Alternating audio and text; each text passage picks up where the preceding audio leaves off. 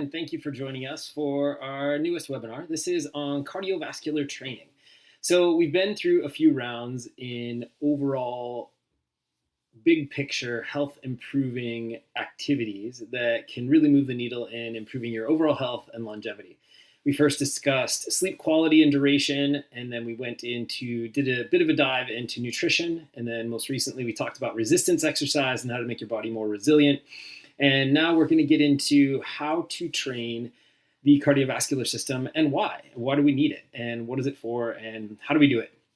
So this one shouldn't be quite as long as the last couple, but hopefully we get some great details that give you some good insights and how to make some positive changes. Just like we were talking about in strength training, we apply the SAID principle in this situation. So our body works where if we put in a specific demand, there will be a specific adaptation. So if we try to make our body do something, it's very smart. Through tens of thousands of generations, we've built the ability to get better, more efficient, and stronger at doing that thing. So when we talk about the cardiovascular system, we have to put a demand on that cardiovascular system so that it gets better at performing its key functions. Many of the illnesses and injuries that we have are simply because we didn't do that leading up to that time. We haven't prepared our bodies for the demands of our everyday life, and then they've now adapted to a state of somewhat sedentary frailty, and that's where a lot of challenges come about, especially as we get older. Because we don't exercise effectively enough, our range of adaptability has shrunk to the level of our activities of daily living. So then if we get challenged with something more physical or more demanding, shoveling snow, walking long distances, carrying things, then we open ourselves up to injury, illness, sometimes catastrophic and even life-ending situations. So when we look at where we are right now, in our overall health, we have to realize that high blood pressure and a high resting heart rate, as two examples, those are a request from your body to you to make change. We need to have better functioning, and those are signs and symptoms that say, hey, we're not doing enough. We need to start to challenge these systems so that they get better at doing things, because even at rest, they're working really hard. So as we start to train them, they get more effective and our resting rate becomes much more efficient. So we have to train the cardiovascular system to get stronger and more efficient. And that's really the point that we're trying to talk about today. So when we talk about cardio training as a concept, I will be the first to admit that it brings up some pretty gnarly emotions, as far as often repulsion down to boredom and even just outright hatred of the whole concept.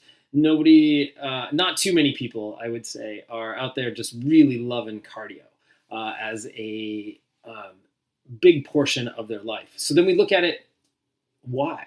And often the reason why is because they don't really have a solid understanding or reasoning behind it. So when you bring up cardio in general, most people will draw a quick correlation over into weight loss or calorie burning, and not really look at the true fundamental basis as to what cardiovascular training is. In the end, we have to put a demand. When we do anything physical, we put a demand on our muscles. The muscles go through contraction, they consume energy, they produce waste products, and the muscles then put a demand on the heart and lungs to get more oxygen, to bring more nutrients, and to carry away the waste products that the muscles used in that process. In the process of training our cardiovascular system, these are some of the things that we can feel or measure underneath. We get increased lung capacity, our heart muscles get stronger, respiratory muscles are stronger, improved circulation, nutrient delivery, all of those things, getting oxygen in, carbon dioxide out, and then in the process of working, our heart and our blood vessels get stronger and more resilient as well. Those are kind of the simple, straightforward physiological changes. Now we look at what the benefits are of cardiovascular training overall, not just in that system. So one of the key important things that we need to remember as we get older, 50s, 60s, 70s, 80s, 90s, or past the 100 mark, there are significant neurological benefits that improve our longevity because of training our cardiovascular system and cardiovascular exercise. So everything from neurogenesis, growing new neurons, neuroplasticity, changing pathways, slowing cognitive decline, dementia, Alzheimer's risk, all of that coming down, producing endorphins, those happy feel-good chemicals in our nervous system. We get better improvements in forming new memories and emotional regulation, stress regulation, huge changes. So we typically, from what we can measure, according to the study cited here, there's new neuron growth when we exercise consistently for a period of time. And so this one specifically measured new neurons in the hippocampus, which is key area in learning and memory. Those changes are visible on MRI after just 6 to 12 months of exercise. It's pretty crazy. There is a compound that's released when we exercise called BDNF, brain-derived neurotrophic factor. And that is 2 to 3 times higher in people who exercise. And essentially, it's like a fertilizer for brain tissue. It stimulates growth, strengthens the connections between the neurons, and promotes plasticity or the adaptability within the nervous system. As well, we get increased blood flow to the brain. So oxygenation, bringing in more glucose and nutrients into the brain tissue makes it to where the entire brain can work better. Angiogenesis, basically meaning there's new little tiny blood vessels that form in and around the brain to deliver that oxygen and nutrients to the brain tissue. And then overall, neurogenesis is supported by a lower baseline cortisol, the stress hormone, which comes down with cardiovascular exercise, fewer inflammatory particles. Exercise helps mediate that as well. And then just overall improved mitochondrial function within the neurons. So really big changes just within the central nervous system. As well, we get into the metabolic side. And this one's a little bit easier to grasp because, as you can imagine, as the muscles work, they're burning calories. As I said, that's a reason why a lot of people would consider cardio in the first place. But if we look deeper, it's much more than just burning, stoking up the fire so that we burn some more calories so that we fit into our genes a little bit better. As I mentioned just a minute ago, we have improved mitochondrial function and we trigger the growth of more mitochondria depending on the type of training you're doing. We then put a demand on the muscles to use up the stored glycogen, the stored energy sources in the muscles. So now we can get improved insulin sensitivity because there's more room in the muscles to store glycogen as we have spikes in the blood sugar, as we talked about in our nutrition webinar not too long ago. That then will feed into a reduced risk of type 2 diabetes and better blood sugar regulation. And then when it comes down to the lipid profile, we actually increase the good cholesterol and bring down the bad cholesterol, those quote unquote marks. So the higher increased low density lipoproteins and then the lower, sorry, that should be the other way around there. But we improve the lipid profile to where we're pulling cholesterol from the tissues and the bloodstream and taking that back to the liver for recycling or even excretion. And then it changes and lowers the triglycerides within the blood as well. So improved overall inflammatory state within the blood vessels. And then our muscles get better at using fat for fuel as well. So typically when it comes down to the LDL and the HDL, the LDL is what delivers cholesterol from the liver to the tissues, and anything that's extra, especially in an inflammatory state, will get deposited in the arterial walls. So that LDL is often considered bad. And so exercise will reduce the LDL in circulation. HDL is the one that removes cholesterol from the tissues and bloods and takes that back to the liver so that it can get either excreted or recycled for reuse. So that top figure there, that should say higher HDL and then lower LDL. And then even within the ones that are still there, the LDL molecules that are still there, it changes that structure and reduces cardiovascular risk for heart attack and stroke as well. So then we're better able to handle our activities of daily living, and it improves so much, even better sexual health in both men and women, better memory, all sorts of great things. Then we get to the other side. So that's the carrot. These are all the things that are going to kind of bring you forward. And then here's the stick. The carrot and the stick are those two forms of motivation. Either we're going to bring things along because we really want all those positive benefits that we just talked about, or we're going to make positive changes because we don't want the negative things. So this is the stick side of the equation. Reduce risk of disease. As we improve our cardiovascular and cardiorespiratory fitness, that corresponds significantly to longer and more active life. It should just be enough to say that to get good change to take place, but as we know, it's not.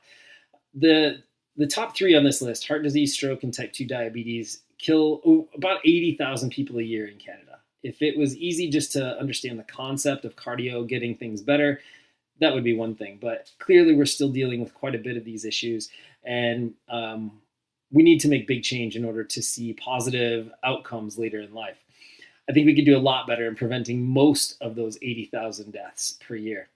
Right now, they say about 6 million Canadians are diagnosed with either heart disease or stroke. There are about 108,000 strokes per year in Canada, and over 3.5 million people diagnosed each year with type 2 diabetes. So those three are lifestyle diseases, and they're the leading causes of death. And it's not necessary. Then we get into some of the number 4, cancer. As we get into it, hormone regulation that goes on, reduced inflammation, improved immune function, and then the improved metabolic health that comes from exercise.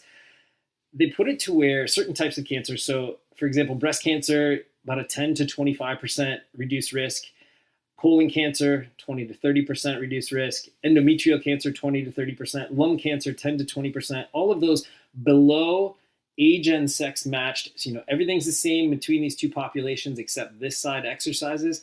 They have a 10 to 30% chance, less chance in those types of cancer just because they're exercising regularly.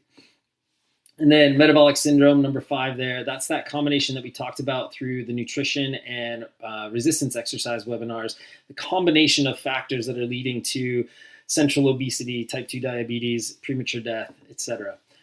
So it's no wonder that we're here talking about this. We have to make change because of the benefits and also because of the reduction in risk. So in the end, what really matters is you in your everyday life. As you look through these pictures, if you've ever walked up a flight of stairs and been winded, it's a good wake-up sign that says, hey, my body is not efficient at moving and requiring a certain amount of resources, being able to get that and doing it efficiently. Something as simple as carrying a laundry basket up the stairs shouldn't be wearing you out. Carrying the groceries, playing sports, recovering from that, as we know, after the age of 30, that stuff gets a lot harder every decade. And then just being able to do more for longer. So this is really what we're looking for, is to be able to do the activities of your normal life that you want to do without it wearing you out and taking too much of a toll. The benefits overall, if you're consistent with that, no matter where you're starting, are in function in the short term, but then also in the long term. Your body becomes more and more efficient. So the studies say now those who exercise regularly live 2 to 6 years longer. Some studies even say up to 10 years longer, and they're able to do more. So they're not only is their lifespan longer, but their health span is longer. They're able to be more active in those later years than their counterparts who didn't exercise. And overall associated with a 30 to 40% less risk of premature death, or like all-cause mortality in a given year. What drives this is the big change, and we need to make sure, so exercise is essential, yes, but not by itself. Cardio alone is not enough to support the system. Strength training, mobility, and other changes are important. Cardiovascular training is not like a standalone solution for cardiovascular health. As we talked about in the nutrition webinar, inflammation is a big factor. So if we put cardiovascular training with strength training, with sleep, with proper nutrition, we're really going to expedite those changes.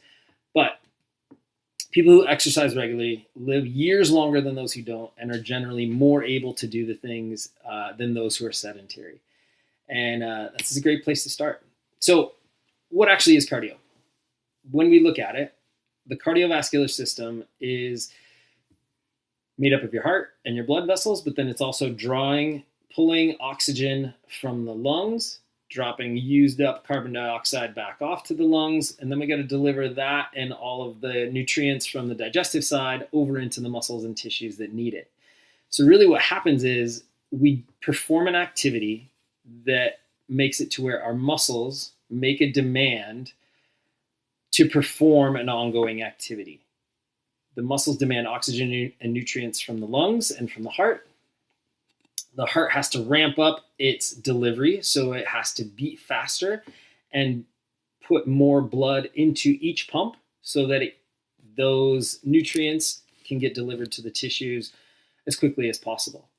And so if we train our cardiovascular system, all aspects of that get more efficient. And that's truly what it's for, so that as we put a demand physically with our body, we're better able to facilitate the resolution of that demand.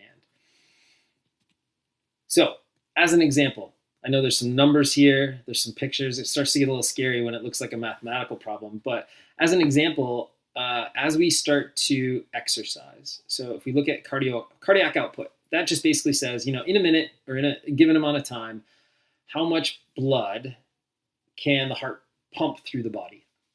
And it makes sense that that would be how many times did it beat and how much did it carry in each beat. So those people who exercise, one of the quickest things that we see is the stroke volume, how much blood is carried in each beat, goes up pretty quickly, actually. So our cardiac output equals the heart rate times the stroke volume. And if we start exercising regularly in a way that our muscles demand from our heart, then we start to get more blood pumped with each beat of our heart. So what that does then is stronger heart pumps more blood with less effort, the resting heart rate goes down, and the cardiovascular system gets stronger. And then at rest, overall throughout the course of our life, there's less wear and tear on the system. So what they estimate in this picture somewhat shows that the resting sedentary stroke volume, so stroke volume in a person who is sedentary, is about 70 milliliters. For someone who has some cardiovascular training, that can be 100 to 120 milliliters.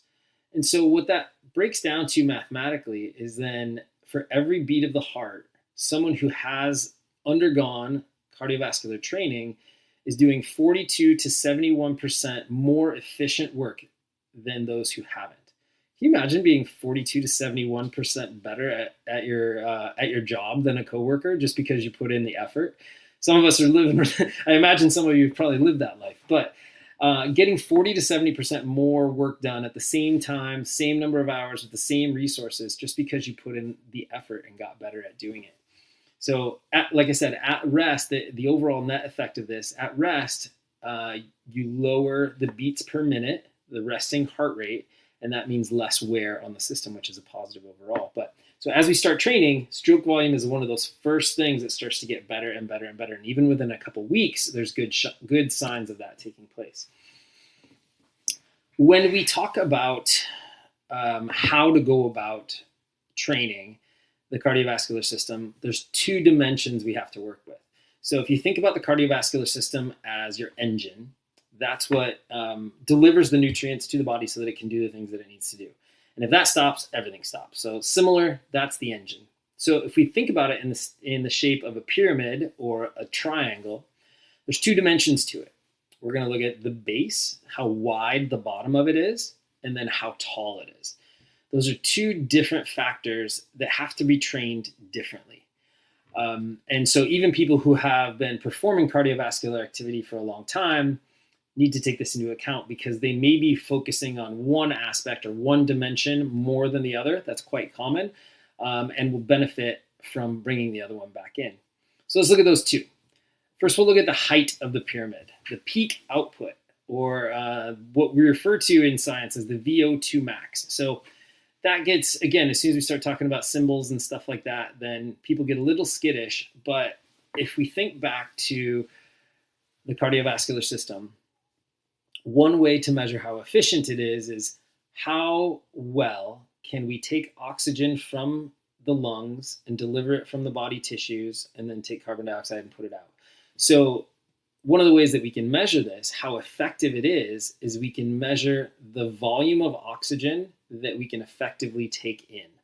So there's really nerdy setups that we use to do this, where they can test it on a treadmill or on a bike. You're wearing a mask that tracks how much oxygen goes in, how much you're breathing out, et cetera, et cetera. You can have this testing done. It's actually really cool. I've done it before. But in the end, we just need to understand the concept. So how much oxygen can you take in and utilize?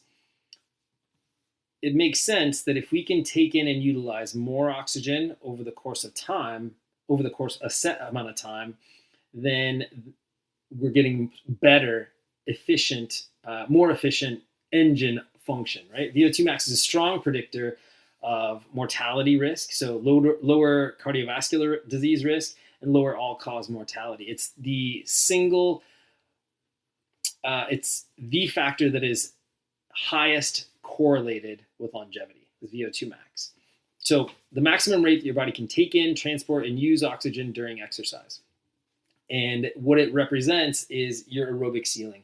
Your VO2 max is the maximum amount of oxygen you can take in. If you're pushing it really, really hard, the amount of oxygen you can take in is going to be the thing that holds you back. You can't do anything more if you can't get the fuel to do it. So your peak oxygen utilization is your VO2 max. That is the ceiling of your cardiovascular function. This can be trained, and it should be trained, is my argument. Why that matters is you have greater adaptability to physical stresses. It makes the system much more elastic, meaning we can adapt to things really quickly, more resilient. And then, as I said, it's the single greatest correlate to longevity. For those of you out there saying, yeah, well, I'm in my late 60s and it's probably too late for me to do that. Well, here's some evidence for you that says you're due for change. You're never too old.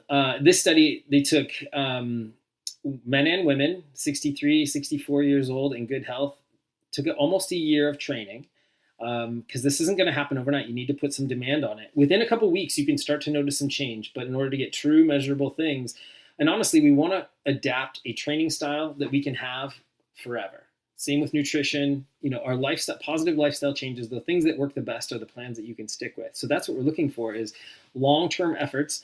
But if you do that, even in your mid 60s, so these guys were training 70 to 85% of the maximal heart rate, 4 days a week, 45 minutes. Their VO2 max increased 19% in the men, 22% in women. So right around 20%, that's phenomenal change. And so when we look at it in normal trajectory, as we looked at in a couple past webinars, after the age of 30, we see decline in a lot of categories. And cardiac output is one of them if you don't work against it. If you don't fight that decline, the decline will go. So a lot of components of cardiac performance start to decrease with age, and it will continue. Even if we're training, it's going to decline over time. That is aging, but we can drastically slow that, and oftentimes we can bring it up in relationship to where we were before we started training. So we gain efficiency in how well we can translate that oxygen and nutrients into effort. And so then when hard moments arise, we can handle them better. And then this factors into that reduction in all-cause mortality with the higher VO2 max, because we can handle those things. So, we're coming out of winter here in Ontario, as major snow dumps and you're out there shoveling, you can handle that extra load. Those things are big. So that's one of the two. So remember, we said maximum cardiac output on the vertical, and then efficiency. What can we do for a long period of time on the base? So those two dimensions. Let's dig into it a little bit on how we're going to get there. There's a couple different ways in which we can measure this. And then that will frame how you're going to go about training. So we need to work on the height. We need to work on the base of the triangle. The training for those two is broken down into different strategies so that there's a specific demand placed to get us those specific adaptations. And when we look at it, we're going to break it down into zones. So in both types of training, you're moving your body, putting a demand on the muscles that creates a demand from the cardiovascular system, and then it gets stronger. Whether that's peak output or endurance, it's going to be a different approach.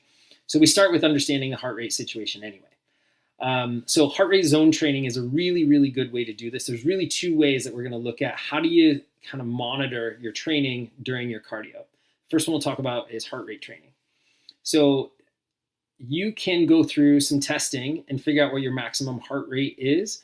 But in general, it's going to fall really close to this equation that's on the screen here. You take the number 220, subtract your age, and that's going to be really close to your that is going to be really close to your maximum heart rate. That is your estimated maximum heart rate, and it's usually within a few of your actual maximum heart rate at this time. So no matter how much output you do, your heart can only beat so fast.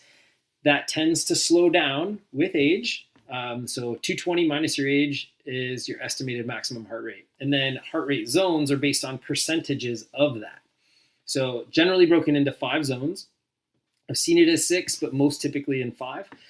So as we are just going about our daily lives, you get up off the couch, walk to the kitchen, our activities of daily living generally below or around zone 1.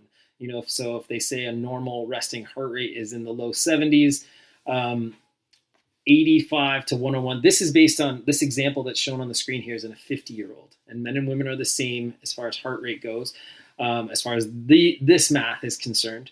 So zone 1, pretty much just activities of daily living. You're not doing anything really exerted. Zone 2, you're starting to push it a little bit. So we get up to 60% of the maximum heart rate.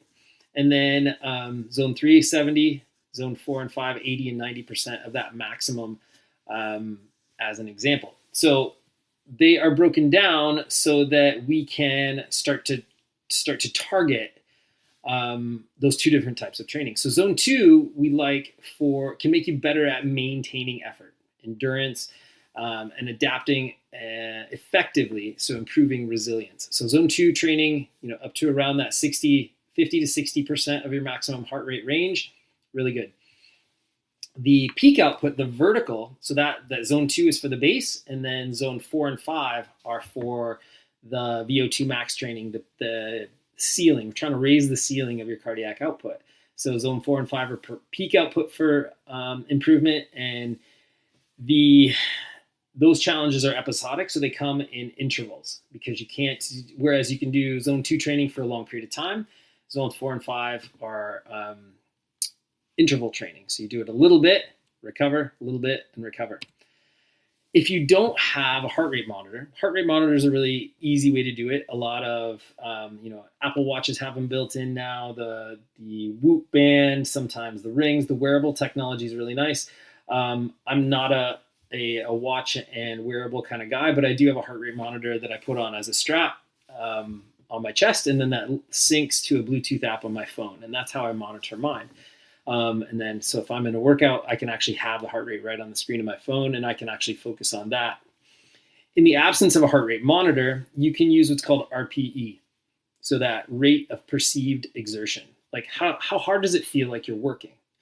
So this is a great way to exercise for a lot of people. And if you're not one that likes technology, if you're not one that can, currently has that, or you're still deciding on what you want, or you're just kind of playing around with this whole concept, or you've gotten pretty decent at understanding where your zones are, this is how you estimate your output in the different types of training. So those, as it comes down to it, scales 1 to 10, and it breaks down, how hard you're working. So just like zones 1 through 5 in the heart rate zones, these are 1 through 10, and 1 being the lowest, very light activity, working your way up into, as you go, 2 and 3 light, 4 to 6 moderate, 7 to 8 vigorous, 9 very hard, 10 is maximum effort. And as you can imagine, the lower numbers you can do for longer without breaks, without interruption. The higher the number, you're going to be doing a very short amount of time, and then you need more recovery. So let's look at them compared side by side. So heart rate zone on the left side, zones 1 through 5, where does the RPE, the rate of physical exertion, fit in? Usually this is listed right next to that. And then the percentages of your maximum heart rate. So if you take what we just had a couple slides ago, you take your age, subtract that from the number 220, you'll get your maximum heart rate, and then you can open the little the calculator app on your phone and figure out where your zones are. And then if you have a heart rate monitor, you're in business. You can measure that directly, or we can say, okay, based on what I feel, maximum effort is a 10, right? And then we know where that 3 to 4 range is, 7 to 8, 9 to 10. It's more estimated, the rate of physical exertion, but it's still a phenomenal tool. And both of those are great. So zone 1, walking for just like some calorie burn, it's really just a warm up. It's not even really exercise. So if you go to the gym and you see those people walking on the treadmill with the Tim Hortons cup in their hand, still sipping their tea or their coffee, we're really not even getting into the range of physiological adaptation. We're not making the system stronger. Yes, they're going to burn some calories slowly and cumulatively over time, but it's not making the system stronger. To me, we're not even into the range of cardiovascular training if calorie counting is all that's really going on. And if we're doing steady state, really low intensity, I'm not necessarily going to call that cardiovascular training. But as we start to ramp it up, so zone 2 there is more efficient use of time. So you can spend the same amount of time on the treadmill and get some work done. You're definitely going to burn some more calories. You're definitely going to have some more steps, but you're also going to make your heart and lungs a lot stronger and better able to do the activity. When it comes down to RPE, rate of physical exertion, in that zone 2 range, a great way that I've heard it said is that when you're engaged in zone 2 training, you can still talk in short sentences. So I've heard one guy say, if you're on the phones, the person you're talking to could tell that you're exercising, but you can still kind of carry on the conversation. Another way I heard it said is you can carry on with short, just little basic sentences, but you wouldn't be able to sing, for example. So you can communicate, but in little short choppy things because you're breathing a little bit harder. So that's zone 2. And then 3, 4, and 5 above that, we get into 4 and 5 as we talk about the VO2 max training. So as an example, this screenshot is from my heart rate monitor. This was taken just about 3 days ago. So this is a steady state zone 2 workout. So as we see here, so this is, like I said, this is a chest strap heart rate monitor that links to an app on my phone. This brand is called Morpheus. I really like it. It's worked well for me. I've used it for a few years. So slow warm up, ramped up to my zone 2 range. I held that for about 40 minutes, and then that was the gist of my workout. I keep the heart rate app open on the screen so that I can kind of focus on it. As you see, there's some fluctuation in the heart rate in there. So it does take some focus to keep that in the range. Just as a side note, I find bike. So we just have a stationary bike that nothing too fancy, nothing too exorbitant. That I find on a bike, I can hold my heart rate a lot better than I can running, jogging, especially outside. Outside's difficult. You got wind, you got uphill, you got downhill. You're paying attention to a few other things. It's a lot harder to maintain a steady state. So zone 2 training, while you can do it anywhere, it's a lot easier to manage inside, and I find it a little bit easier on the bike. So like I said, in zone 2, you can speak short sentences but not sing, and it takes a little bit of focus to stay there. If you're not paying attention, you'll either creep up into zone 3 or you'll sometimes falter down into zone 1. But with repetition, you get better at it. Not too long before, this was about a week prior to that workout, is this one. So you notice the duration is the same, about a 45-minute workout. In that 45 minutes during this one, for those who care, I burned about 100 more calories. That wasn't the point of it, but you can tell with increased exertion. So this is the VO2 max training. So I start, again, the warm-up for me was about just around 10 minutes on this one. And this one I call the 4x4x4. So 4 minutes, I'm going to take this up into zone 4 or 5, and I'm going to hold that steady state for 4 minutes. So I'm keeping it at that high output. So on the bike, I'm up out of the saddle, I'm cranking up the resistance, I'm working hard.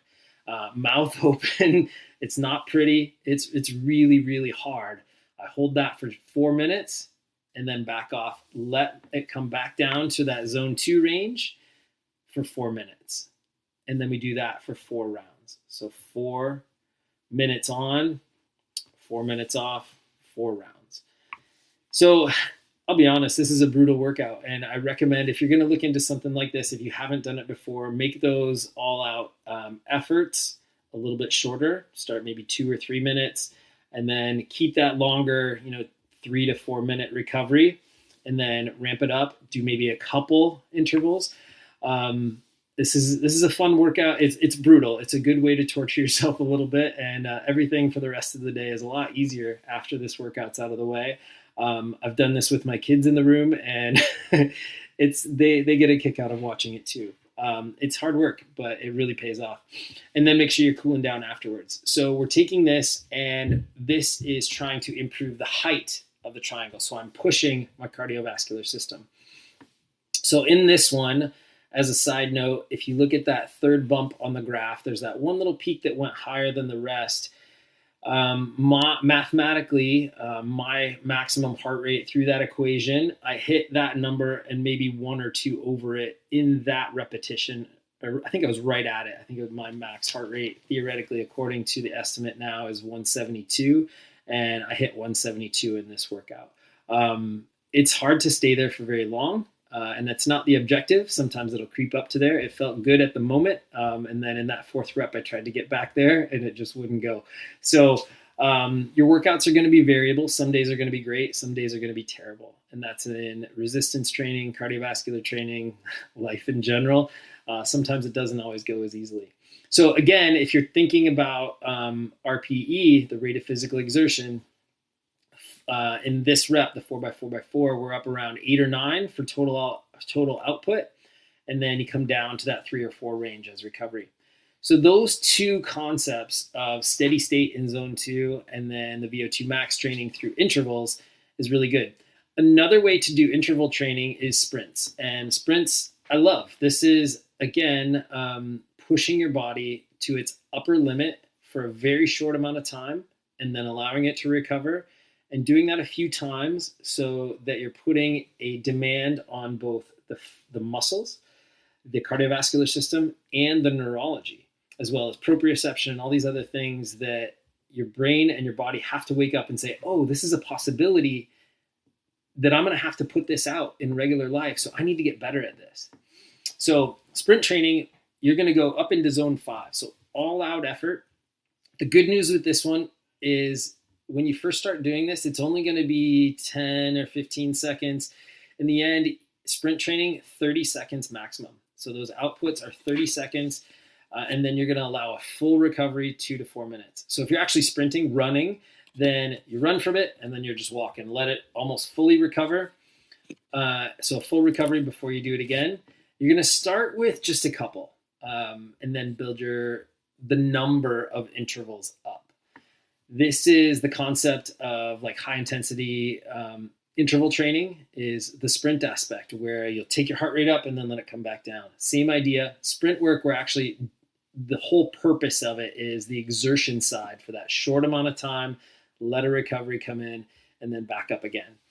Again, start small. If you're someone with some cardiovascular history on medications, by all means, consult with your healthcare provider team to make sure you have a good place to start. But no matter what, you can get better. No matter what, from where you are, you can make positive gains in your cardiovascular health. And it starts, if you're consistent, you can start to notice those changes in as little as a couple weeks. So generally, when we put it all together, there's a reason why we put these webinars in the order that we did. Sleep is important. So when we talk about general health and fitness, 100% cardio is massive, but you got to sleep. There's still a few of you out there who think that you are omitted from these recommendations or that you somehow don't fall into the guidelines of normal human physiology. Eventually, your body will knock loud enough that you'll hear it. We need sleep. So prioritizing a good sleep window of about 7 hours at least is a really good start. Proper nutrition to get the inflammation down, provide the proper nutrients for your body, prioritizing protein that you can build from, and keeping the caloric density in check so that you're not taking in more than you need or not getting enough compared to what you need. Stress management is massive. Life is not without stress. And as the years roll by and we become more advanced, the stress loads tend to climb more and more and more. So management there is huge. Strength training we talked about last time. We have to put a physical demand on the body so that the bones, the muscles, and the nervous system get stronger and better able to handle things. And then the cardiovascular side now. So as we talked about, steady state, zone 2, improve the width of the base, and then the VO2 max or sprint training to get the height, the aerobic ceiling. These are important.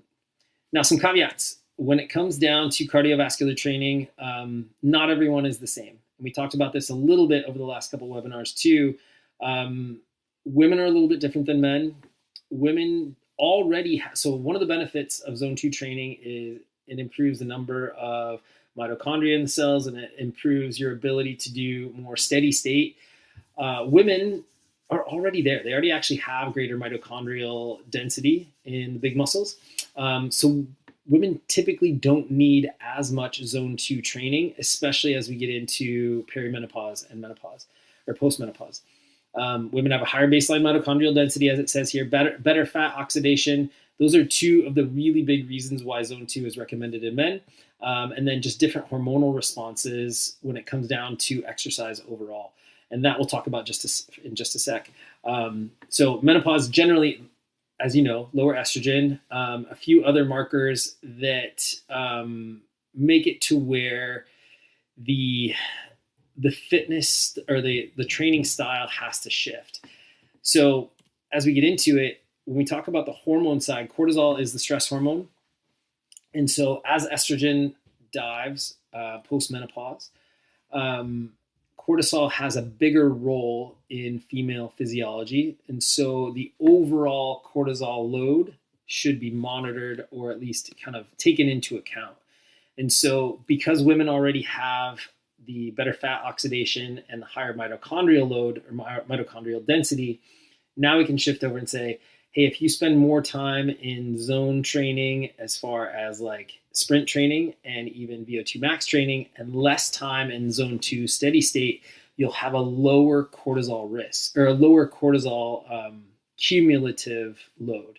So no matter what time, how much time we're spending exercising, that demand puts cortisol into the system. And that's really, really good because that's how we free up glucose to be used as energy. That's how we improve the cardiovascular output. That's how we regulate body temperature. That's the role of cortisol while we're exercising. But post-menopause, as the cortisol is already playing a higher role because of the drop in estrogen, we need to monitor that in women. And so shifting more to the interval training, the VO2 max training, the sprint training is even more important in postmenopausal women. And then in the end, everything taken into account, no matter male, female, no matter how old you are, no matter what your goals are, in order to be able to live a long and active life, we have to be able to rely on the resilience, the elasticity, and the adaptability of the system that delivers oxygen from the lungs and nutrients from the digestive system to the muscles, and then the muscles to be able to do the job. If we don't train that, it's going to decline with age very, very quickly. It even declines if we get sick and we're laid up for a couple of weeks, or you break your leg and you're not able to do some things. Those things decline so fast that we have to have a good foundation or a good amount of equity in that account to be able to afford those withdrawals when we're laid up. We have to earn the ability to adapt and thrive. So we have to train the cardiovascular system. So what does that look like? For a few of these webinars, I've given you some challenges. So if you're pretty sedentary now, it's easy. Just do anything, really. We need to make change, and we need to make it now. If you've been performing cardiovascular exercise, let's say you've been a runner for a long time, or a triathlete, or you've been an elliptical junkie. It's been, you put in your 45 minutes, 5 days a week at the gym, but that's all you do. It's time to shake things up. We have to put different demands on the system for it to continue to get stronger. If you're doing the same thing for a long period of time, it's going to adapt to that thing. We have to put different demands to get different adaptations. So let's try something new. So that's challenge number one. Try something new. Explore a different form of cardiovascular activity than you've been doing. So if you're a runner, try swimming. If you're somebody who hasn't been doing anything, then it's cool because everything is new. There's a lot of great opportunities out there, but trying something new, put a different demand on the muscles, different demand on the heart and lungs, different demand on the nervous system, and stick with it for a little bit to create an adaptation. Give it a few reps over a couple weeks, and cool part is you might find out you love something different too. And then once you do that a few times a year. Try branching out. Number 2, zone 2 challenge, if you haven't done it before. So with this, either using the RPE or heart rate monitor, starting in that kind of 20-minute range, and then you're going to go longer and longer. If you haven't done anything, 20 minutes is a really good objective. Put it that 3 to 4 effort. where your sentences start to get just a little bit shorter. You might glisten a little bit on the cheeks, might get a little rosy around the cheeks, but you're not huffing and puffing too badly. That's zone 2. And hang out there continuously for 20 minutes. So walking, cycling, elliptical, light jog, that's great. You can do this part with friends. You can team up. You can start to challenge yourselves. And as you tack on more and more time, it's additive throughout the week that you gain more and more as it goes. Number 3, interval. Now we start to mix it up and we start to see, okay, let's push up the ceiling a little bit. So 30 seconds of effort, and then, from 1.5 minutes to 3 minutes of recovery for 5 rounds. So this can be, there's a big hill right now, not too far from my house. So that could be walking or running, jogging up the hill, walk back down, full recovery. So getting into that and then starting to take those intervals, start with 2 to 3 intervals, and then you're adding on up to, 8 to 10 intervals in a given workout. Challenge 4, cardio snacks. And this is basically saying we get into a routine to where, we create beliefs about our life that might not always be true. And so it's a few dozen times each week, unfortunately, that I have conversations with people that say, I have absolutely zero time to do any sort of exercise in my life. I'm booked from the time I wake up to the time I go to sleep. Cardio snacks is basically saying you have time. Figure out something you can get in, and you can do body weight squats, a little bit of jump rope. We're talking 1 to 5 minutes in between tasks. And there's a ton of different possibilities and options as far as a way that you can put a short, quick demand on the musculoskeletal system, the cardiovascular system, and the nervous system. Those, every time you do that, there's a positive effect. So try the cardio snacks, especially if you're that person who thinks that you have no time. Number 5 is a sprint challenge. So now, kind of like number 3 there, we were talking about intervals. Sprint we're talking maximal effort. So when you look at the RPE is 9 to 10. Zones, we're talking zone 5. So we're going to start with a warm up, get your body moving a little bit better, and then perform 2 to 3 rounds of that 15-second effort, maximum effort. So that can be sprinting, that can be on a bike, that can be a whole bunch of different options. Jump squats, different things like that. Full body movements, stairs are a great way to do this. And then a full recovery, 2 to 3 minutes in between. As you start to get into it, take those intervals from the 15 seconds up to a maximum of 30. After you go 30, you're going to get out of zone 5. You're going to start to drop. You're going to come down to zone 4, maybe even a bit into 3. So the shorter you keep it, the more output that you can have, the more power, the more demand you're putting on that peak upper limit. So that's the sprint challenge. And then number 6, heart rate awareness. So this is tougher to do with RPE, but really easy to do with a heart rate monitor. So most people now at least have an awareness of what heart rate is and where heart rate monitors come from. They're now down to where, like I said, if you have an Apple Watch, it's built right in. If you have a lot of the wearable technology they're there, Fitbit has that in there, Whoop, and the Oura Ring and all of those other variants. As I said, I just added on the Morpheus strap. There's a lot of different brands on that one too. So what we're looking for here is to try to figure out, kind of like we talked about in nutrition, how do you know how many grams of protein in it? Well, you measure some things and you do it a few times to understand it a little bit better, and then you don't have to measure it as much. So this is a really, really great way is if you hate paying attention to your heart rate zone, then this is a good way to translate from heart rate to RPE, is start to play with your heart rate, do your warm up, 10 minutes easy, and then ramp it up a little bit and do it by RPE first. I kind of feel like this is a 4 on my RPE. Okay, what does my heart rate say? Take it up again. Start to play around with how does my heart rate correlate with my effort? And where is my maximum? Where is it that I feel I really need to do some work? So those 6 challenges start to get us not only into the routine, but better able to understand, where am I? If I walk up the stairs with a heavy basket of laundry and I'm winded at the top, man, I have a lot of years ahead. I really need to do some work so that I'm better able to do that, because there's going to be way harder stuff coming my way. And I don't want to have a significant negative outcome with my health because I'm not prepared. So play around with these ideas, play around with the concept, and realize that we have our cognitive and emotional self riding around in this physical body, and we have to put demands on this physical body in order for it to make it stronger and able to do the things that we want to do.